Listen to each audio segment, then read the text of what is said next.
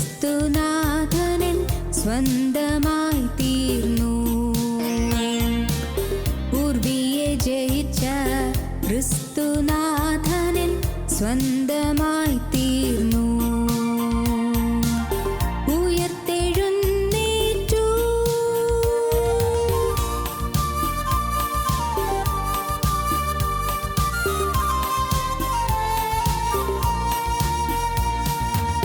കല്ലറ തുറന്നിടവേ രാജസേവകർ ഭയന്നിടവേ വല്ലഭനീശു ഉയർത്തെഴുന്നേറ്റു. നിത്യമാം ജീവനെ നൽകിടുവാൻ വല്ലഭനീശു ഉയർത്തെഴുന്നേറ്റു. നിത്യമാം ജീവനെ നൽകിടുവാൻ ഉയർത്തെഴുന്നേറ്റു. ഹല്ലേലൂയ, ജയിച്ചെഴുന്നേറ്റു. പൂർവിയെ ജയിച്ച ക്രിസ്തുനാഥനിൻ സ്വന്തമായി തീർന്നു. ഉയർത്തെഴുന്നേറ്റു.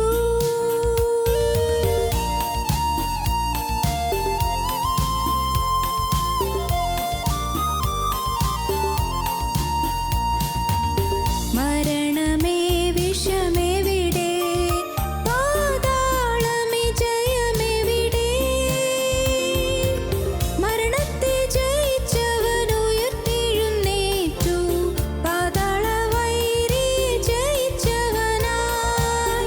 മരണത്തെ ജയിച്ചവൻ ഉയർത്തെഴുന്നേറ്റു. പാതാള വൈരിയെ ജയിച്ചവനായി. ഉയർത്തെഴുന്നേറ്റു. ഹല്ലേലൂയ, ജയിച്ചെഴുന്നേറ്റു.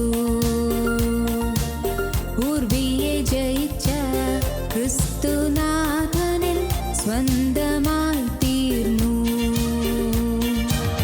ഉയർത്തെഴുന്നേറ്റു.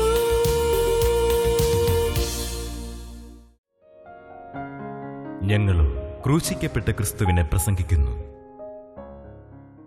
ദൈവതിരുനാമത്തിൻ്റെ മഹത്വം ഉണ്ടാകട്ടെ. പുത്തേഴത്ത് രാമമേനോൻ എന്ന് പറയുന്ന അനുഗ്രഹീതനായ ഒരു നല്ല സാഹിത്യകാരനുണ്ടായിരുന്നു. അദ്ദേഹം മനുഷ്യൻ എന്ന പേരിൽ ഒരു പുസ്തകം എഴുതിയിട്ടുണ്ട്, മനുഷ്യൻ.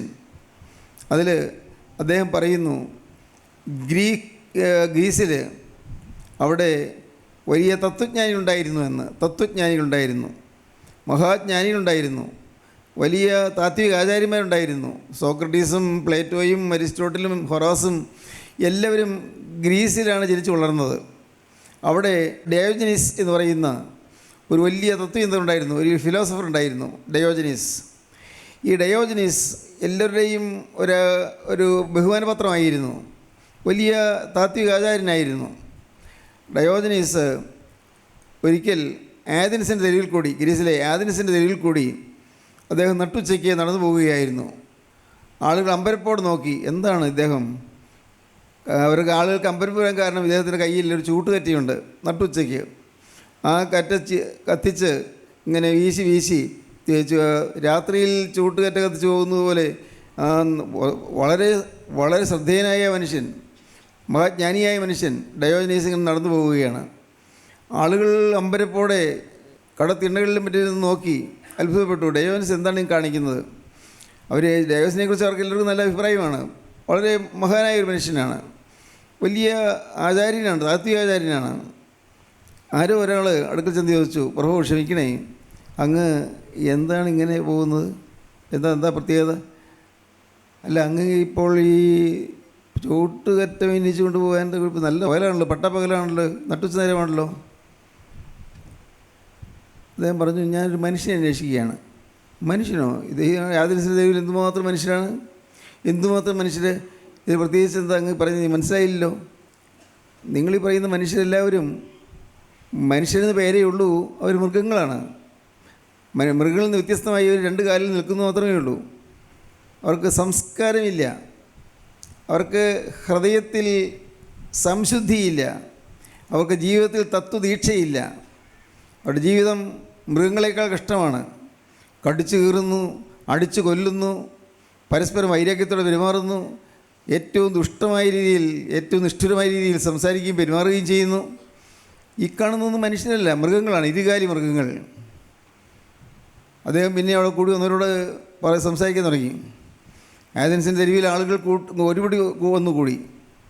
അവരുടെ നടുവിൽ അത് നിന്നുകൊണ്ട് ആരാണ് മനുഷ്യൻ എന്ന് പറഞ്ഞു കൊടുത്തു. മനുഷ്യൻ, മനനം ചെയ്യുന്നവനാണ് മനുഷ്യൻ. മനനം ചെയ്യുക, ചിന്തിക്കുക. മനനം ചെയ്യുന്നവൻ ആരാണ്? മനുഷ്യൻ. മനുഷ്യൻ ചിന്തിക്കുന്നവനാണ്. ഇന്ന് അനേകരും ചിന്തിക്കുന്നില്ല. ഞാൻ ആരാണെന്ന് ചിന്തിക്കുന്നില്ല, ഞാൻ എന്താണെന്ന് ചിന്തിക്കുന്നില്ല, ഞാൻ എന്താണ് ചെയ്യുന്നത് ചിന്തിക്കുന്നില്ല, എന്തിനു വേണ്ടിയാണ് ജീവിക്കുന്നത് ചിന്തിക്കുന്നില്ല. ഇന്നത്തെ മനുഷ്യരെന്ന് പറയാൻ കൊള്ളാവുന്നവരല്ല. അവർ കേവലം അപ്പോഴപ്പോൾ തോന്നുന്നത് പ്രവർത്തിക്കുന്ന മൃഗങ്ങൾക്ക് തുല്യമാണ്. മൃഗം. യാതൊരു മനസ്സംസ്കാരവുമില്ല. ഹൃദയത്തിൽ സഹതാപം കാണിക്കാൻ സാധിക്കുന്നില്ല. സഹതാപം ഉണ്ടോ എന്ന് പോലും അവർക്ക് അറിയാൻ പാടില്ല. ആരെങ്കിലും വേദനിക്കുമ്പോൾ കൂടെ ഒന്ന് വേദനിക്കാൻ തോന്നുന്നില്ല. വളരെ നിഷ്ഠുരമായി പ്രവർത്തിക്കുന്നു, വളരെ ഹീനമായി സംസാരിക്കുന്നു, പെരുമാറുന്നു. കുടുംബങ്ങൾ കലക്കുന്നു, ഭാര്യയെ തല്ലുന്നു, ഭർത്താവിനോട് മത്സരിക്കുന്നു, മക്കൾ മാതാപിതാക്കളോട് മത്സരിക്കുന്നു, കുടുംബം കലങ്ങുന്നു. ഇതൊന്നും മനുഷ്യത്വമല്ല. മനുഷ്യത്വം വേണം മനുഷ്യന്, മനുഷ്യത്വം. പുത്തനത്ത് രാമമേനോൻ പുസ്തകത്തിൽ പിന്നെ തുടർന്ന് അതിനെക്കുറിച്ച് അല്പം വിസ്തരിച്ച് പറയുന്നത് ഇതാണ്: മനുഷ്യനായി ജീവിക്കണം. മനുഷ്യനായി ജീവിക്കണം. മനുഷ്യൻ മൃഗമായി പോകരുത്. ഇന്ന് നമ്മുടെ പലരുടെയും ജീവിതത്തിലേക്ക് നോക്കിയാൽ മനുഷ്യത്വമില്ല, സംസ്കാരമില്ല, മനസ്സംസ്കാരമില്ല. എവിടെ വേദനയുണ്ടോ അവിടെ ഓടി ചെന്ന് വേദനയാറ്റുന്നതാണ് കർത്താവായ യേശു ക്രിസ്തു. എന്നാൽ ക്രിസ്തുവിന് അനുയായികളായി നാം അനേകരെ വേദനിപ്പിക്കുന്നവരാണ്. എവിടെ ദുഃഖമുണ്ടോ, എവിടെ ദുരിതമുണ്ടോ അവിടെ ചെന്ന് ആശ്വസിപ്പിക്കുകയും സമാധാനം കൊടുക്കുന്നതാണ് കർത്താവായ യേശു ക്രിസ്തു. പക്ഷേ ക്രിസ്തുവിന് അനുയായികളായി നാം ദുഃഖവും സങ്കടവും യാതനയും വേദനയുമായി പൊളയുന്നവരുടെ അടുക്കിലേക്ക് ചെല്ലുകയില്ല എന്ന് മാത്രമല്ല, നാം അതിന് ആക്കം കൂട്ടുകയാണ് ചെയ്യുന്നത്, അനേകർക്ക് ദുരിതം വരുത്തുകയാണ് ചെയ്യുന്നത്. മനുഷ്യനായി ജീവിക്കണം. യേശു ക്രിസ്തു ഈ ഭൂമിയിൽ വന്നത് മൃഗീയ സ്വഭാവമുള്ള നമ്മെ മനുഷ്യരാക്കുവാൻ മാത്രമല്ല, നമ്മെ ദൈവികരാക്കാനാണ് ക്രിസ്തു വന്നത്. മൃഗസ്വഭാവമുള്ള നമ്മെ മനുഷ്യ സ്വഭാവമുള്ളവരാക്കിയിട്ട് നമ്മെ സ്വർഗീയന്മാരാക്കാൻ, ദൈവീകരാക്കാനാണ് ക്രിസ്തു വന്നത്. ക്രിസ്തു നിത്യനായ ദൈവത്തിൻ്റെ സന്നിധിയിൽ നിന്ന് ഭൂമിയിലേക്ക് ഇറങ്ങി വന്ന് അവിടുന്ന് 33 കൊല്ലം ജീവിച്ച് അവിടുന്ന് ക്രൂശിൽ മരിച്ച് ഇന്നും ജീവിക്കുന്നു, ഉയർത്തെഴുന്നേറ്റ് ജീവിക്കുന്നു. എന്തിന്? നമ്മെ ദൈവികരാക്കാൻ, നമ്മെ സംസ്കാരമുള്ളവരാക്കി തീർക്കാൻ. സംസ്കാരം എന്താണ്? സംസ്കാരം എന്താണ്? കടിച്ചു കീറുന്നതാണെന്ന് മനുഷ്യൻ്റെ സംസ്കാരം ചെയ്യുന്നത്. കടിച്ചു കീറുന്നു. ഒരു കവി ഒരിക്കൽ പാടി, ചങ്ങമ്പുഴ കൃഷ്ണൻ്റെയാണ് പാടിയത്. എനിക്കുള്ള ഇഷ്ടമുള്ള കവിതയാണ്. മതത്തിൻ പേരും പറഞ്ഞ് അയ്യോ പടിഞ്ഞാറ് മനുഷ്യനെ കൊന്നൊടുക്കുമ്പോൾ ഭാരതത്തിലെ നീണ്ട താടിക്കാർ കാട്ടാളന്മാർ, പോരെങ്കിൽ പരിഷ്കാരശൂന്യന്മാർ കറമ്പന്മാർ. മതത്തിൻ പേരും പറഞ്ഞ് അയ്യോ പടിഞ്ഞാറ് മനുഷ്യനെ കൊന്നൊടുക്കുമ്പോൾ ഭാരതത്തിലെ നീണ്ട താടിക്കാർ കാട്ടാളന്മാർ, പോരെങ്കിൽ പരിഷ്കാരശൂന്യന്മാർ കറമ്പന്മാർ. നേരിൻ്റെ നാടും തേടി സ്നേഹത്തിൻ പാട്ടും പാടി ചാരുവാ ഐക്യത്തിൻ്റെ പൂന്തോപ്പിൽ ഊഞ്ഞാലാടി. പീരങ്കിയാൽ പശ്ചിമ മലരാൻ ആശിച്ചപ്പോൾ ഭാരതം വരുന്നൊരു കൊച്ചോടക്കുഴലൂതി. വൃന്ദാവനത്തിൽ നിന്ന് വരുന്നതായ മന്ത്രിമനോഹരമായ മധുരമായ ഗാനം, ആ നിർജ്ജരി ആസ്വദിച്ചുകൊണ്ട് കവി പാടുകയാണ്. മതത്തിൻ്റെ പേരിൽ വലിയ യുദ്ധങ്ങൾ നടക്കുന്നു, കുരിശ് യുദ്ധങ്ങൾ നടക്കുന്നു. മതത്തിൻ്റെ പേരിലാണ് യുദ്ധങ്ങൾ. മതത്തിൻ്റെ പേരിലാണ് മനുഷ്യൻ തല്ലുകയും അടിക്കുകയും ഇടിക്കുകയും അവനെ കൊല്ലുകയും ചെയ്യുന്നത്. എല്ലാം മതത്തിൻ്റെ പേരിലാണ് മതം. എന്നാൽ കവി പറയുന്നു, ഭാരതത്തെ നീണ്ട താടിക്കാർ ഈ ഭാരതഭൂമിയിൽ പടിഞ്ഞാറൻ നാടുകളെ പോലെയല്ല, ഇവിടെ സ്നേഹത്തിൻ്റെ പാട്ട് പാടുന്നവരായിരുന്നു. പണ്ടങ്ങനെ ആയിരുന്നു. പക്ഷേ ഇതങ്ങനെയല്ലല്ലോ. ഇന്നത്തെ കാര്യം നിങ്ങൾക്കറിയാവുന്നതുകൊണ്ട് ഞാൻ പറയേണ്ട ആവശ്യമില്ലല്ലോ. മതത്തിൻ പേരും പറഞ്ഞ് അയ്യോ പടിഞ്ഞാറ് മനുഷ്യനെ കൊന്നൊടുക്കുമ്പോൾ ഭാരതത്തിലെ നീണ്ട താടിക്കാർ കാട്ടാളന്മാർ, പോരെങ്കിൽ പരിഷ്കാരശൂന്യന്മാർ കറമ്പന്മാർ. നേരിൻ്റെ നാടും തേടി സ്നേഹത്തിൻ പാട്ടും പാടി ചാരുവാ ഐക്യത്തിൻ്റെ പൂന്തോപ്പിൽ ഊഞ്ഞാലാടി. പീരങ്കിയാൽ പശ്ചിമ മലരാൻ ആശിച്ചപ്പോൾ ഭാരതം ഇരുന്നൊരു കൊച്ചോടക്കുഴലൂതി. പടിഞ്ഞാറൻ നാടുകളിൽ പീരങ്കിയുടെ ഗർജനമാണ്. പീരങ്കി ശബ്ദിക്കുന്ന ശബ്ദം, ഗർജന ശബ്ദം. യുദ്ധങ്ങൾ നടക്കുന്നു. അന്ന് ചങ്ങമ്പുഴ കൃഷ്ണപിള്ള എഴുതുന്ന കാലത്ത് നമ്മുടെ ഈ കേരളത്തിൽ മതസ്പർദ്ധയും വൈരാഗ്യമൊന്നും ഉണ്ടായിരുന്നില്ല. അന്ന് പടിഞ്ഞാറൻ നാടുകളിലെ കാര്യമാണ് അദ്ദേഹം പറഞ്ഞത്. പക്ഷേ ഇന്നത് ഈ കിഴക്കൻ നാടുകളിലും അത് വസ്തുതാപരമായി ഇന്ന് അനുഭവമായി കഴിഞ്ഞിരിക്കുകയാണ്. ഇന്നിപ്പോൾ വിമാനത്തിൽ കയറി ലോകം ചുറ്റി വന്നിടും വെള്ള പരിഷ്കാരത്തിന് മുത്തച്ഛന്മാർ പച്ച മാംസവും കടിച്ച് ഊറ്റുവെള്ളവും കുടിച്ച് ആശ്രമം ഗുഹയ്ക്കുള്ളിൽ ഉറങ്ങിക്കിടന്നപ്പോൾ ഈ കൊച്ചു രാജ്യത്തിൻ്റെ ഓരോരോ ഞരമ്പിലും ഉത്കൃഷ്ട സംസ്കാരത്തിന് സ്പന്ദനമോളം വെട്ടി. മനസ്സിലാവുന്നില്ലേ? ഇന്ന് ഉത്കൃഷ്ടമായ സംസ്കാരം നമ്മുടെ ഈ ഭാരതഭൂമിയിലുണ്ട്. ആർഷഭാരതം. എന്താ ആർഷം? ഋഷിമാരുടെ ഭാരതം, മഹർഷിമാരുടെ ഭാരതം, ആർഷ സംസ്കാരം. ഈ ഭാരതഭൂമിയിൽ സ്നേഹത്തിൻ്റെയും സൗഹൃദത്തിൻ്റെയും സൗമനസ്യത്തിൻ്റെയും സംസ്കാരം ഉണ്ടായിരുന്നു. ഇന്ന് പലതും പോയി എന്നുള്ളതിന് സംശയമില്ലല്ലോ. എന്നാൽ യേശുക്രിസ്തു കാണിച്ചു തന്നത് ഈ സ്നേഹത്തിൻ്റെ സംസ്കാരമാണ്. സ്നേഹം, കരുണ, താഴ്മ, എളിമ, വിനയം, സൗമ്യത, ദീർഘക്ഷമ, പരോപകാര തൽപരത, നന്മയുടെ സാക്ഷാത്തായ ഏറ്റവും ഹൃദ്യമായ സംസ്കാരമാണ് കർത്താവായ യേശുക്രിസ്തു കാണിച്ചു തന്നത്. ആ സംസ്കാരത്തിലേക്ക് നാം ഓരോരുത്തരും വരുവാനാണ് വാസ്തവത്തിൽ സുവിശേഷം നമ്മോട് ആവശ്യപ്പെടുന്നത്. സുവിശേഷം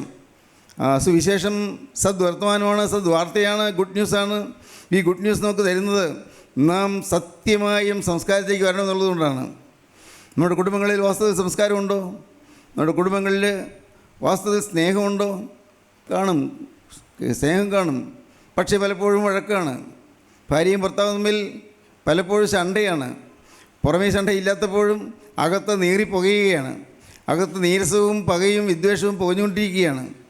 വീടിനകത്ത് തന്നെ അപ്പൻ മക്കളോടും അപ്പനോടും അമ്മയോടും വഴക്കടിക്കുന്നതായ കുടുംബങ്ങൾ. ഐക്യമില്ല, വൺനെസ് ഇല്ല, ഒരു മനസ്സില്ല, ഒരു ഹാർമണിയില്ല, ഒരു ഐക്യദാർഢ്യമില്ല. സ്നേഹം പോയിരിക്കുന്നു. ഇന്ന് നമ്മുടെ ഈ കേരളത്തിലെ കൊച്ചു കുടുംബങ്ങൾ അത് മാത്രം നോക്കിയാൽ മതി. പല പല വീടുകളിലും ഇന്ന് സ്നേഹമില്ല. ഇന്ന് സ്നേഹത്തിന് ക്ഷാമമാണ്. സ്നേഹത്തിന് ക്ഷാമമുണ്ടെങ്കിൽ ആ വീട്ടിൽ മരണമുണ്ടാകും. സ്നേഹമില്ല, സ്നേഹത്തിന് ക്ഷാമമാണെങ്കിൽ അവിടെ മരണമുണ്ടാകും.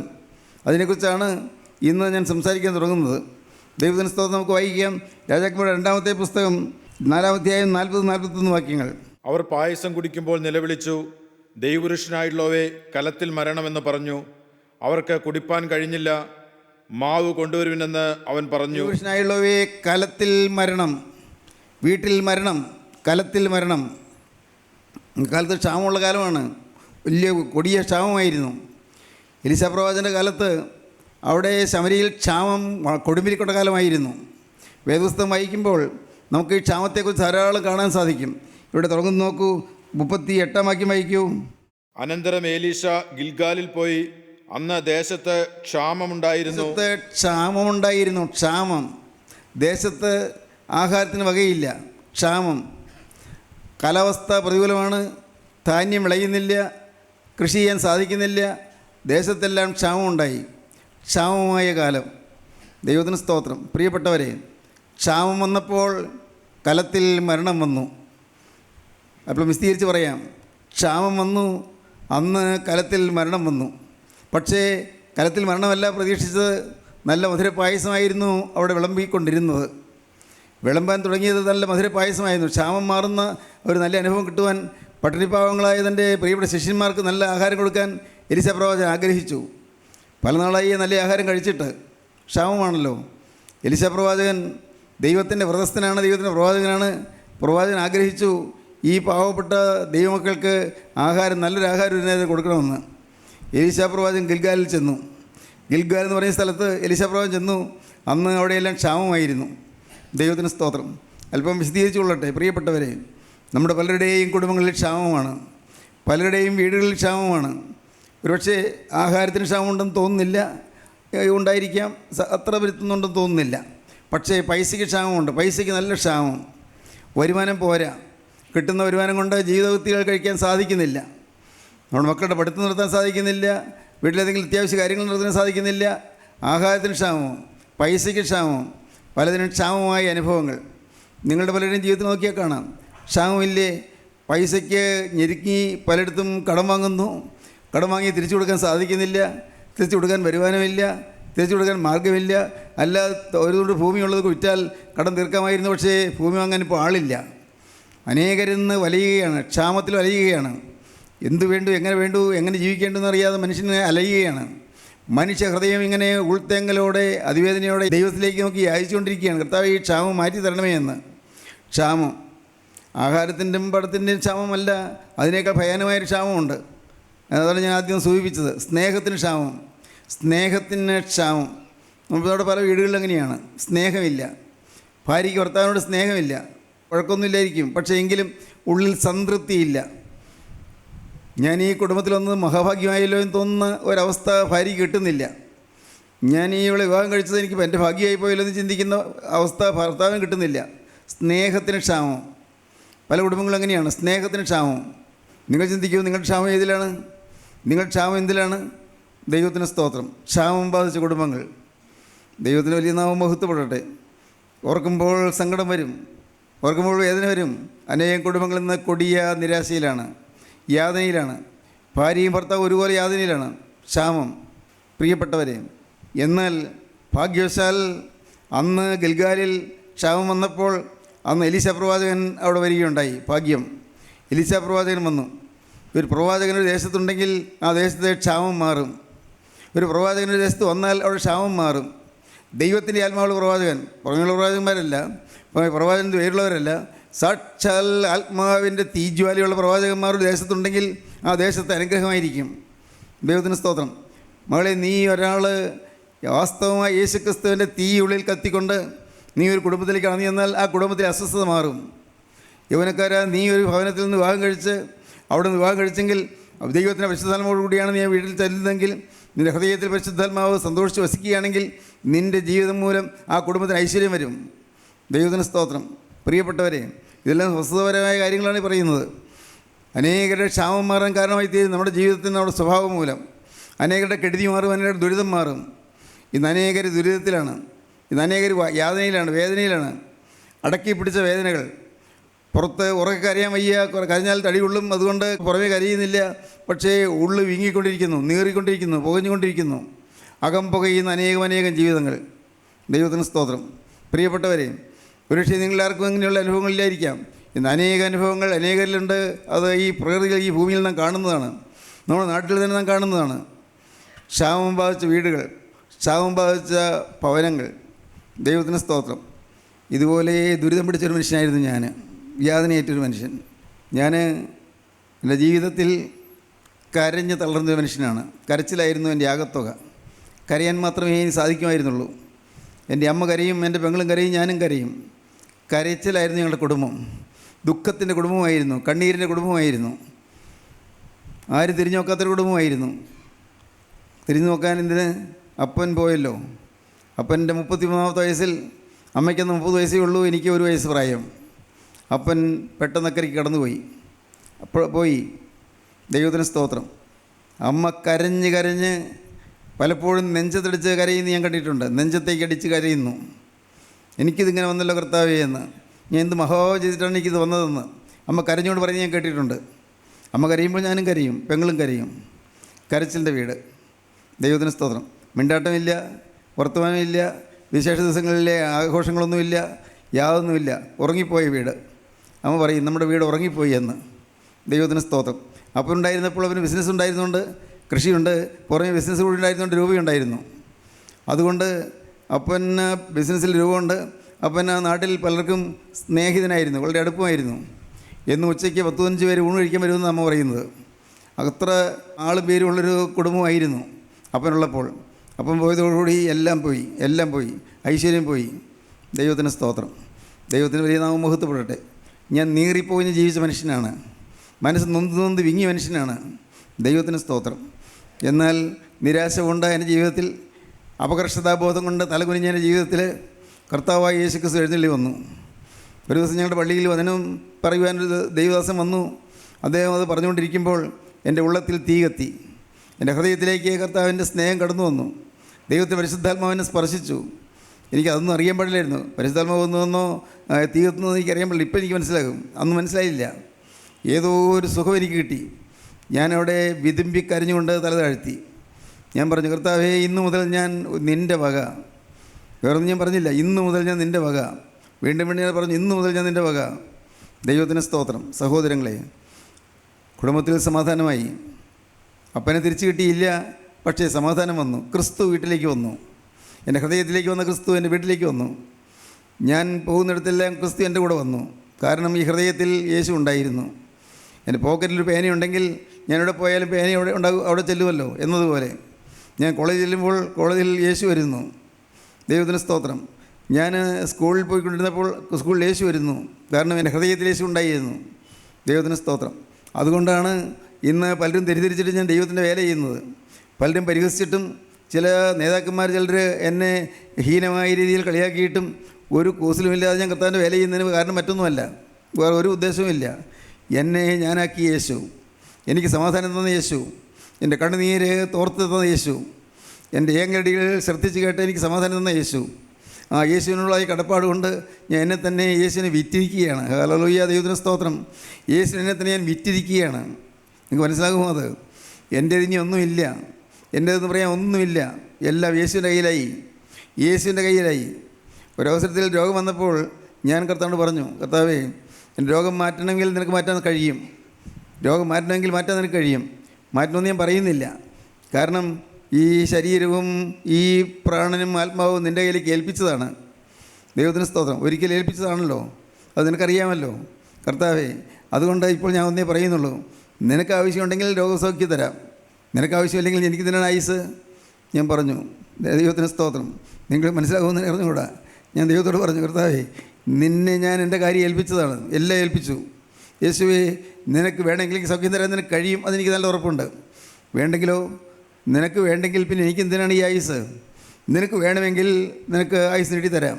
ദൈവത്തിന് സ്തോത്രം. ദൈവത്തിന് വലിയ നാമം മഹത്വപ്പെടട്ടെ. പ്രിയപ്പെട്ടവരെ, നിങ്ങൾക്കിപ്പോൾ എന്തെങ്കിലും തോന്നുന്നുണ്ടോ? എന്തെങ്കിലും തോന്നുന്നുണ്ടോ? നിങ്ങളുടെ ജീവിതത്തിലേക്ക് കണ്ണുനീർ തുടയ്ക്കാൻ യേശു വരുന്നുണ്ട് നിങ്ങൾക്കറിയാമോ? നിങ്ങളുടെ വേദന കാണാൻ യേശു വന്നിട്ടുണ്ട് നിങ്ങൾക്കറിയാമോ? യേശുവിൻ്റെ അരികത്തോട് വരുന്നുണ്ട്, സമീപത്തുകൂടെ വന്ന് നടക്കുന്നുണ്ട്. പ്രിയപ്പെട്ടവരെ, നിങ്ങൾ വിശ്വസിക്കൂ, യേശു ക്രിസ്തു ഇന്നും ജീവിക്കുന്നു.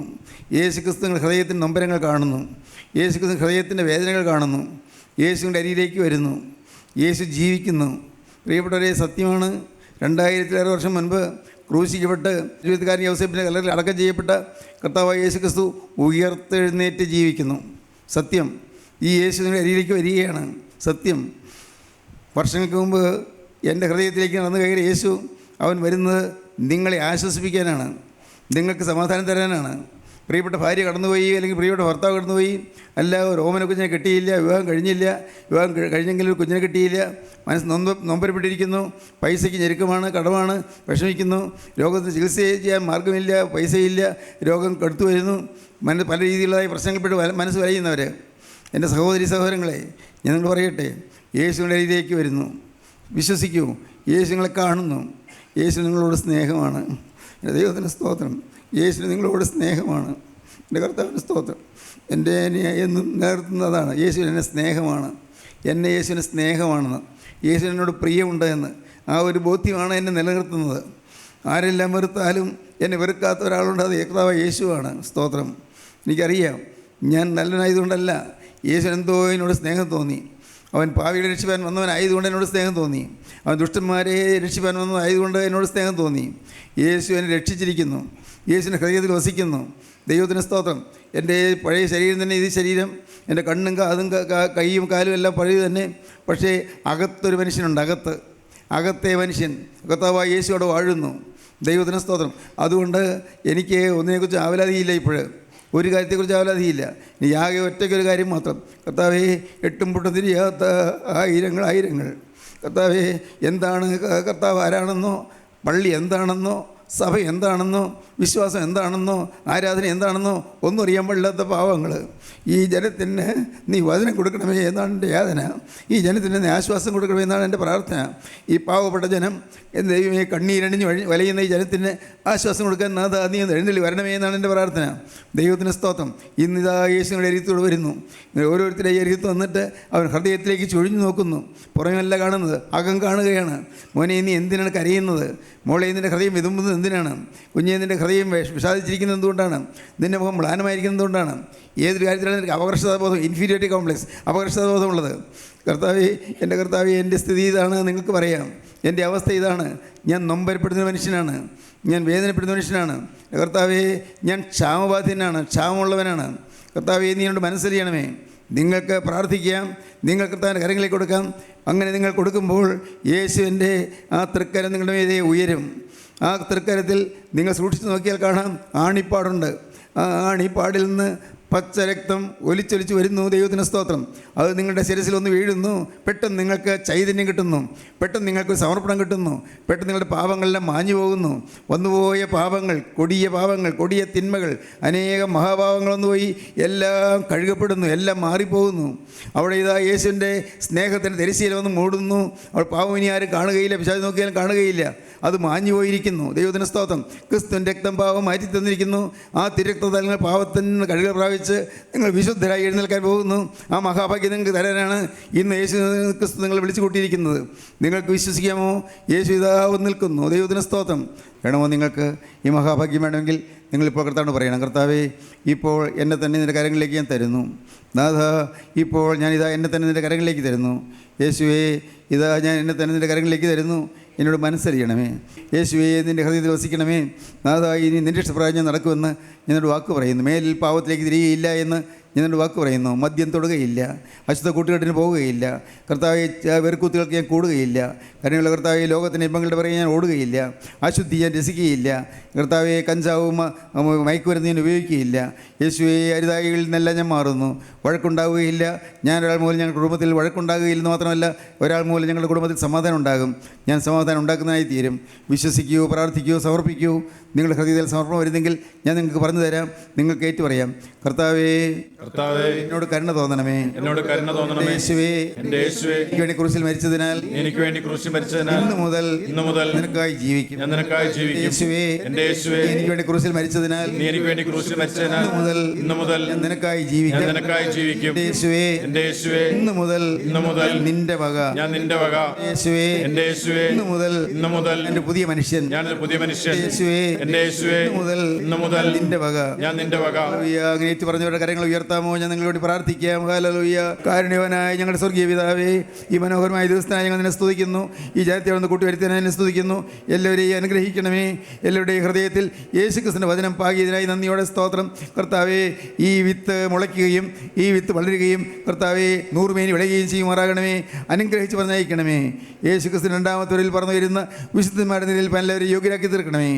യേശുവിൻ നാമത്തിൽ പ്രാർത്ഥിക്കുന്നവരോട് കേൾക്കണമേ. ആമീൻ.